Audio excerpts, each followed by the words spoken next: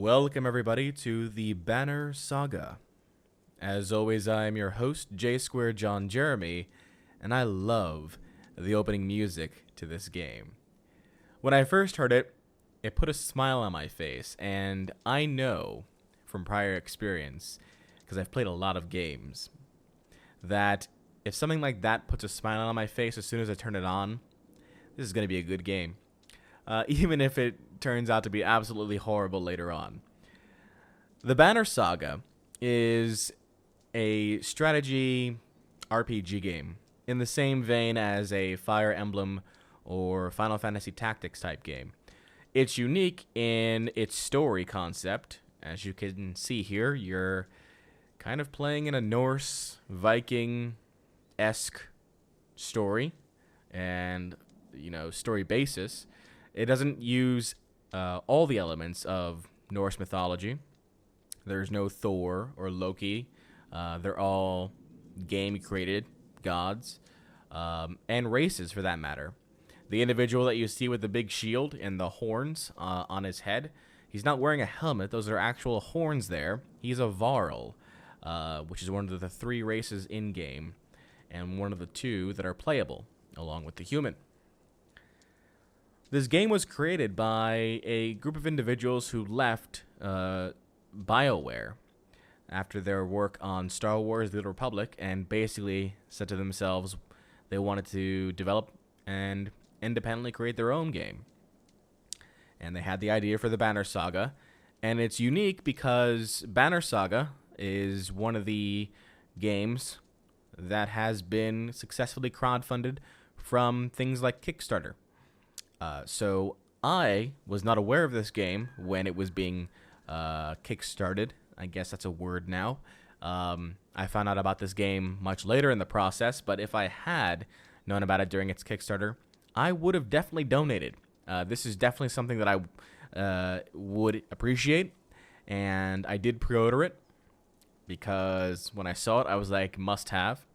It reminds me immediately, at least its art design from what I can see, it reminds me immediately of the old style hand-drawn designs of animation, which you don't really see much of nowadays. Nowadays, everything's all 3D animated or, computer drawn. And this kind of just brings back a certain aesthetic look that I like. So I think I'm going to enjoy this game. I hope you guys are too.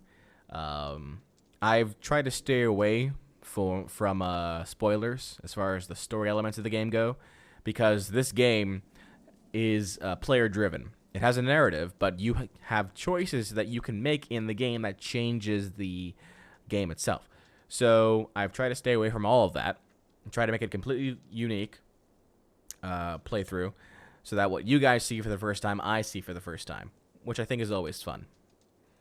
Now, the first thing I'm going to show you guys right away, before we even start the game, is I want to show you the heraldry that is a part of the game. So the heraldry is basically a banner, something that is standing at the head of your caravan or your group of travelers. That's something that represents you and your group. So right now you can see that the banner that I currently have is over on the right, and you have a list. Right now there are about 7 pages of banners, and these banners were actually created, the majority of them, if not all of them, were created by the Kickstarter backers. So there was a specific goal. I think it was $50 was your donation, and you were allowed to create a banner, a design for the banner, and submit it in. And here they all are. They're all a part of the game here, which is really cool. It's really a nice way to drive user-created content in games. Something as simple as a banner, really makes a difference.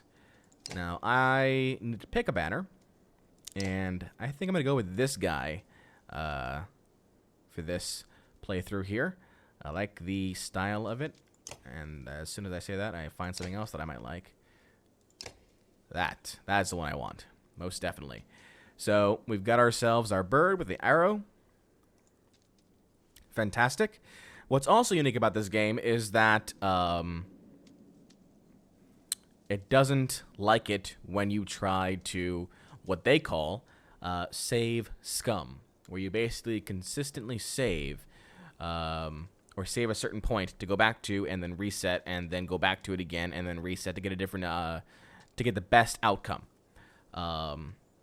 So as you guys can see right here in the far right, it says resume, restart game, load game, so on and so forth.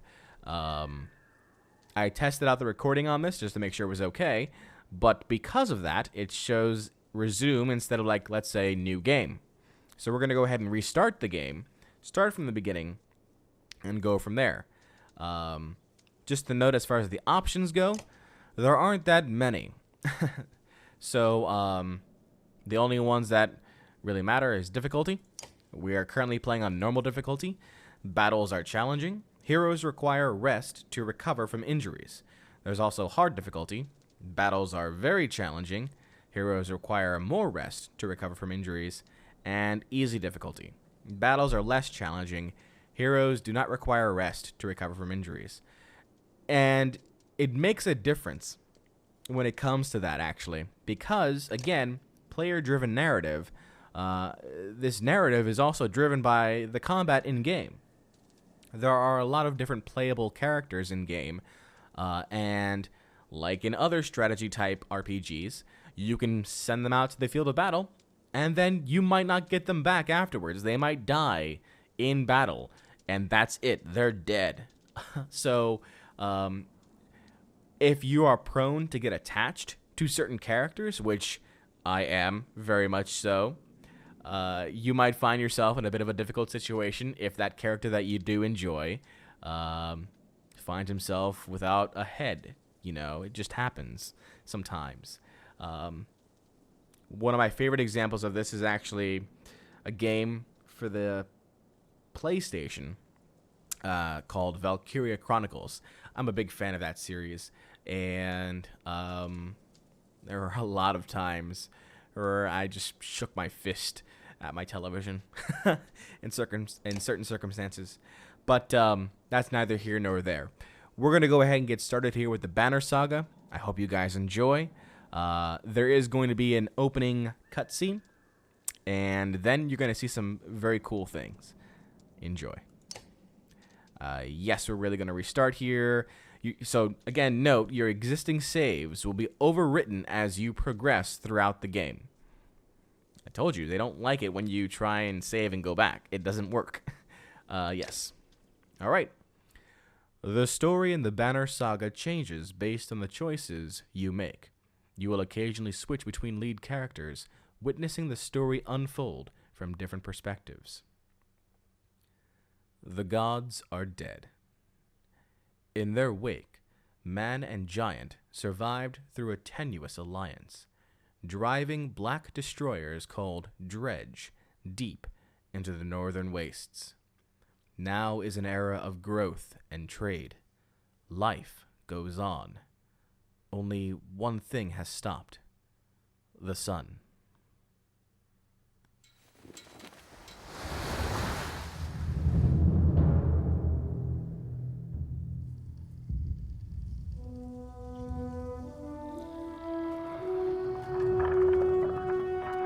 Að sjá dreggjana á ferli meðal. It has been several long months on the road. The first signs of snowfall accost us on our approach to Strand, largest of the trade cities on the Val-human borders, and our last collection before returning to the capital. Several days ago, the sun simply came to a stop in the sky. Though during these long winter days, none of us can be certain how long it has been this way. Some of the men in the caravan have taken it as a dire omen. I am not quick to superstition, but I myself will be glad to be done with this year's rounds.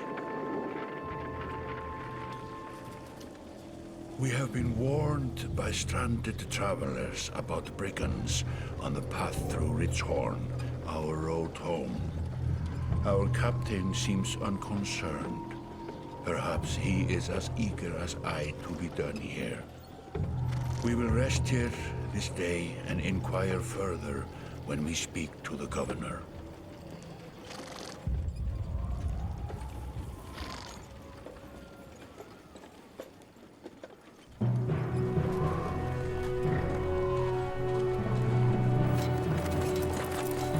Komið skjótt! Komið í höllina miklu!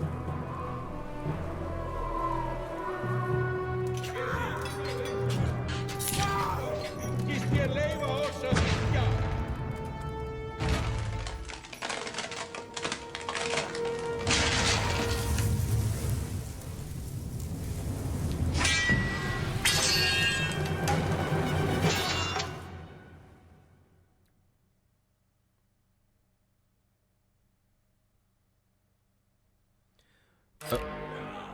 Hverfið á braut! Engan eigi ég hlut af máli þessu! Okay. Looks like we've got ourselves a bit of a situation here. Welcome to Strand. Basically, we are a traveling caravan collecting tithes for our king. And we've just come across an attempted coup d'etat. And for some reason, I guess because we Varls like a good conflict, we've decided to interject ourselves into this. So it's going to be our characters, our Varls, versus the chieftain in red and his soldiers here. Now, you've arrived just in time. The chieftain in red and his men are now looking at a tougher fight than they bargained for. Click and drag around the screen to see your surroundings. Click the check mark to continue. So as we look around here, we can see that we're in a hall of sorts. There was a party. The party has stopped. We've taken out all these soldiers here, or at least they've taken each other out. You'll notice that there's one Varl standing in the back. This is our narrator Varl, the character that we are actually currently playing as, while his soldiers here, Shieldbanger, and I forgot what he was right away, but it'll come back to me eventually. These two gentlemen are going to be the combat initiates, and it's versus these individuals here. And there's a question mark here. Ah, it's like a little helper thing. That's good. That's unfortunate that it's blocked off there. Can't really read what that says, guys. My apologies there. So, options is where you can customize your combat experience, which is the same options as everything else. Stat banners show you the willpower, strength, and armor of each unit on the battlefield. You can toggle it quickly with the tab key. So, you guys can see willpower, strength, and armor stats, which we will go over very shortly. The initiative bar shows the order that the characters will act. Your units are in a blue ring, the enemies are not. So, as you guys can see, it's our guy, then a bad guy, our guy, then a bad guy, our guy, then a bad guy, so on and so forth. The active character shows the character who is currently acting. The player's stats are displayed above the portrait. As you can see right here, we have armor, strength, willpower, exertion, armor break, and this is ability. Let's get rid of this helper thing. So, ability rank.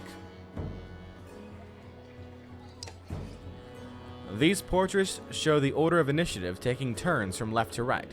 Your allies are blue, the enemy is red. It is your turn to act. Movement happens before action. This ring shows your Shieldbanger is active. The blue tiles around him show where he can move. So, moving in blue equals good. Moving in yellow means extra exertion. Some characters fill more tiles than others. The Horned Allies are a race of giants called Varl, who take take up 4 tiles each, while humans fill a single tile. This can have a huge impact on your strategy. Click the tile you want to move to, then click the check mark to confirm. Move your shield banger here to get him in attack range. So if we move him here, we can say confirm here by clicking the check mark. To target an enemy, click the tile on which they stand. Allied tiles are blue, the enemies are red. Target this enemy now by clicking his tile. So if we click here, we can see, well, if we hover over him, we can see his stats. He has 6 willpower, 4 armor, and 5 strength. You can choose to either attack the enemy's strength or break his armor. The numbers beneath each icon, 2 and 5, show the damage you will do to that stat. So with his strength being at 5 and my attack being at 5, my strength attack being at 5, it should be a one-hit kill. If I were to attack his armor, it would be 2 damage to his armor directly, which can have an effect if more and more people attack him later on down the road. Most definitely. Note that he also has abilities too. Strength counts as both health and damage. A loss of 2 strength means you'll now do 2 less damage. If strength falls to 0, the character falls in battle. So that's also important to keep in mind that if your units are being consistently targeted for damage, even if they're not dying, they're becoming less and less useful because they can now do less and less attack power. Armor blocks strength damage, but can be reduced by a break attack. By breaking armor, you open them up to take more damage in the future. So if his armor was, let's say, 2 instead of 4, I could potentially do maybe 6 to 7 damage instead of 5. This enemy only has 5 strength remaining. A strength attack will kill him. Click the fist now to attack his strength, then confirm your choice. So we click the fist. You have an option here to exert more willpower, which we'll get into later. But let's just go ahead and click OK. And dead. He's down. Each time you make a kill, your renown grows, which is used later to improve your characters. You saw there we got +1 renown, so we can use that later to upgrade. After taking an action, your turn ends. Next up is the enemy. Turns always alternate, even if you are outnumbered. So we have here the chieftain. Despite being at full strength, the chieftain will do little damage against your shield banger's high armor. So notice here my armor again is up to 7 here. And he probably doesn't even have enough for maybe 1 to 2 damage. 1 damage. He did take out 1 of my armor though, along with that attack. That's what it was called, Warhawk. Now it's your Warhawk's turn. He appears to be out of range of these enemies, but all characters can use willpower to boost their actions. Willpower is a limited resource, so use it wisely. So if we wanted to move up beyond the blue, we would have to spend some willpower to get up closer. And I believe since we're moving up 2 spaces, or 2 rows ahead, it would cost us 2 willpower. Right now we have 8, so that's okay. By clicking on gold tiles, a character can move further than usual, at the cost of 1 willpower per gold tile. Red pulsing tiles beneath your enemy show how close you'll have to get to be in range. Move your Warhawk into attack range now. Alright, so again, it tells us how much willpower we're spending here. We're going to be spending 2 willpower to get in close. Standard attacks only affect a single enemy, but your Warhawk has a special ability that gives him a unique advantage. click your Warhawk's tile to access his ability. So if we click on the Warhawk himself, notice that he has now 6 willpower instead of 8, 10 armor, and 13 strength. He also has a special ability, which is Tempest. Normal strength damage to 2 adjacent enemies, starting from the target and going clockwise. So you're able to hit multiple targets here with this particular attack.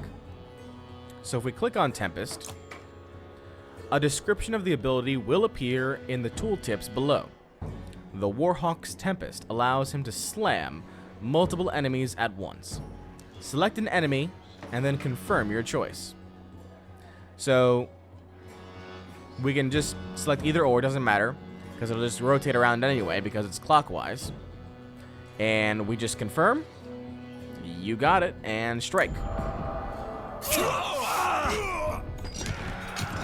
Alright, and with that we took out both of those guys and gained some more renown. That made quick work of the chieftain's bodyguards. When there is only one enemy left, players enter pillage mode. During pillage, each character moves in order, and there are no more guaranteed turns. Check the initiative to see how the order has changed. Your allies now get to move twice in a row.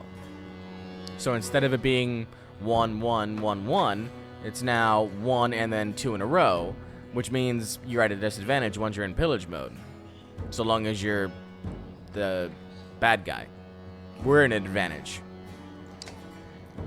If a character does not move on his turn, he can rest to regain 1 willpower.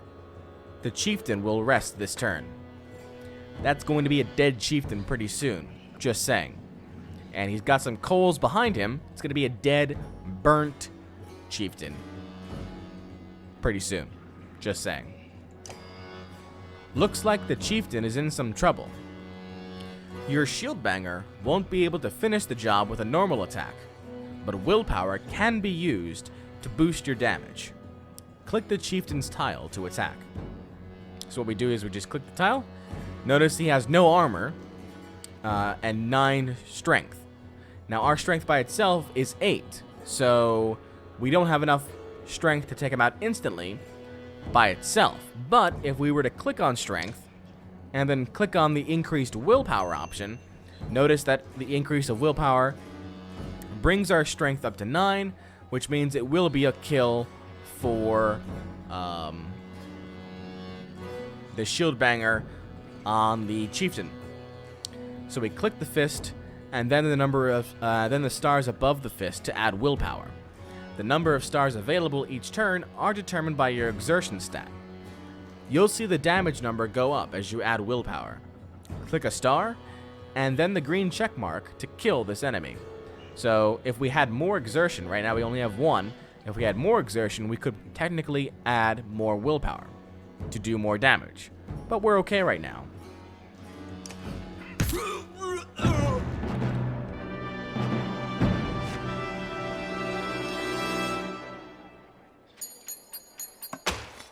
Fantastic, we've got some renown from that battle.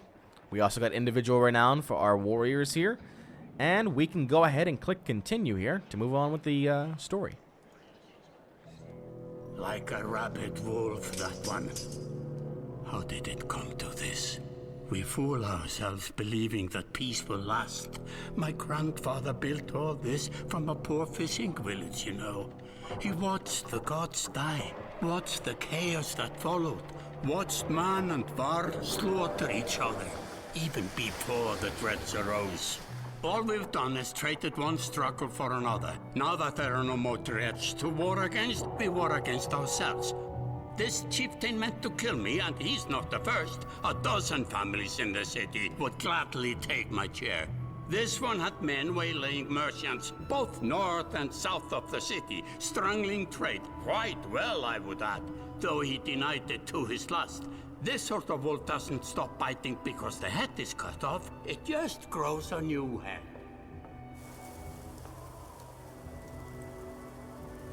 I'm in a bad way, my friend.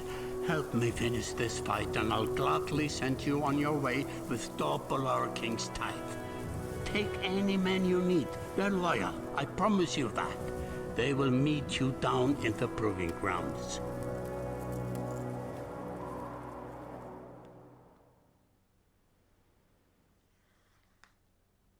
Chapter 1. Only the sun has stopped.